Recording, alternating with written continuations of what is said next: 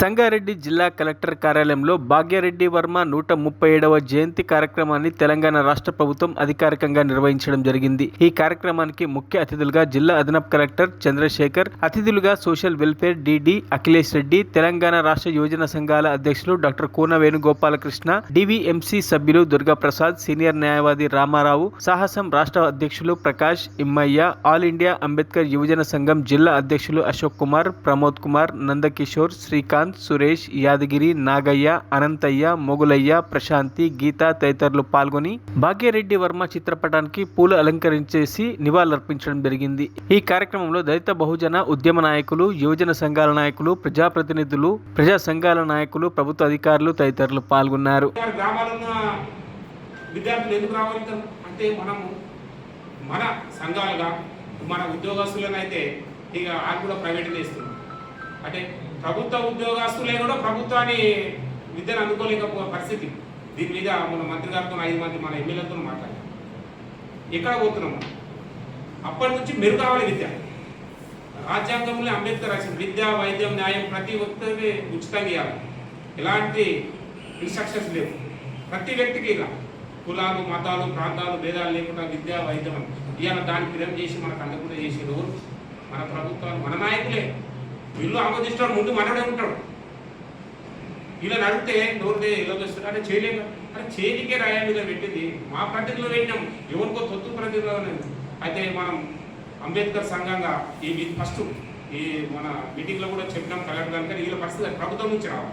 సరే నిన్న ఏదో బుక్స్లు 1వ తరగతి 6వ తరగతి వరకే నోట్ బుక్లు ఇస్తున్నట్టు 1వ తరగతి దాకా ఇస్తామనేది ఒకటి ప్రభుత్వం ఆమోదించుకోవాలని. కాకపోతే మన డిప్యూటీ సీఎం గారు మన మంత్రితో కూడా మాట్లాడారు. అన్న ఇంటిగ్రేటెడ్ స్కూల్ కావాలి, ముందు ఉన్న స్కూళ్లను ఆ కాలంలో నిజాంలో పూర్తిగా ఉర్దూ ఉన్నప్పుడు కూడా తెలుగు అనేటువంటి దాన్ని గుండెలో పెట్టుకొని 26 స్కూళ్ళను కూడా ప్రారంభించినటువంటి వీరుడు ధీరుడు మన భాగ్యరెడ్డి వర్మ. అంటే నిజంగా మనం అందరం కూడా చాలా సంతోషపడాలనే విషయాన్ని కూడా మరొకసారి తెలియజేస్తున్నాం. ఆనాడు మనం చూస్తున్నాం ఈ జోగిన్ వ్యవస్థ మనం ఇప్పుడు చెప్పుకుంటాం, కానీ జోగిన్ వ్యవస్థ కంటే కూడా 1815 నుంచి 1818 వరకు 2365 మంది సతీ సహకారం అంటే భర్త ఎక్కడో చనిపోతే నిప్పులో తీసుకొచ్చి కాల్చేసేటువంటి పరిస్థితి. అదేవిధంగా భర్త చనిపోతే భర్తను తీసుకొచ్చి కూడా చితిలేసేటువంటి దౌర్భాగ్యమైనటువంటి ప్రపంచంలో ఎక్కడ లేనటువంటి నీచమైనటువంటి సంస్కృతి ఉన్నటువంటి చరిత్ర కూడా దాన్ని కూడా వ్యతిరేకంగా పోరాటం చేసినటువంటి వ్యక్తి మన భాగ్యరెడ్డి వర్మ అనేటువంటి విషయాన్ని కూడా మనం మర్చిపోతున్న విషయాన్ని కూడా మరొకసారి తెలియజేస్తున్నాం. ఆయన 1906 నుంచి 1931 వరకు 3348 ఉపన్యాసాలు ఇచ్చిన అంటే ఆయన ఎంత శోధన చేసిండు, ఎంత పరిశీలన చేసిండు, ఎంత ఆలోచన చేసిండు అనేటువంటి దాని మీద ఈ మధ్యలో మనం ఏం చేస్తున్నాం, యూట్యూబ్ లో చూస్తున్నాం మీద రాగానే యూట్యూబ్ పుస్తకాలు మర్చిపోయినా మనం పుస్తకాలు మొత్తం పక్కకు పెట్టేస్తున్నాము.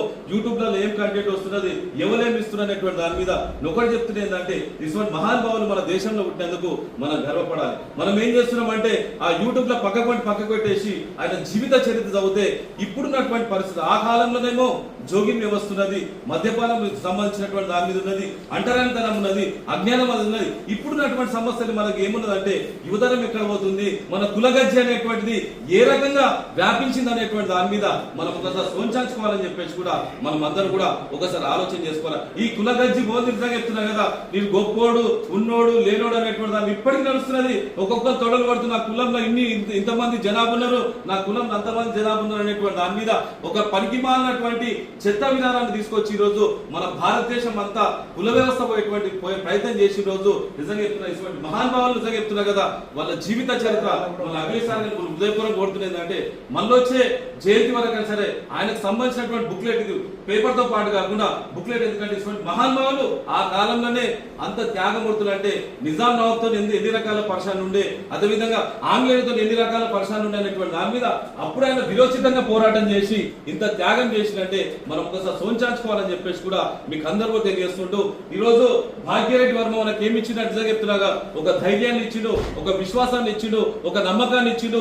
కులగజ్జి అనేటువంటిది మన తొలగించుకునేటువంటి ప్రయత్నం చేయాలి. మనం ఎన్ని మీటింగ్లలో మాట్లాడతాం, కులం అనేటువంటిది ఎట్టి పరిస్థితుల్లో మన రక్తంలో తెల్ల రక్త కణాలు, ఎర్ర రక్త కణాలు ఎట్లనే కులం అనేటువంటి రక్త కణాలు పోయిన రోజు భారతదేశం ఒక గొప్ప దేశం అవుతుంది. దానికి మీరందరూ కూడా భారతం సారథం కావాలని అని చెప్పేసి కూడా మీకు అందరూ కూడా హృదయపూర్వకంగా తెలియజేస్తున్న విషయాన్ని కూడా మరొకసారి తెలియజేస్తున్నా. అటువంటి యోధులు కన్నటువంటి దేశం మన భారతదేశం కనుక మనం ఒకసారి సోంచాంచుకోవాలి. ఒకటే కొడుతున్నది ఏంటంటే ఎవరు తీసుకున్న బాబాసాహెబ్ అంబేద్కర్ తీసుకున్న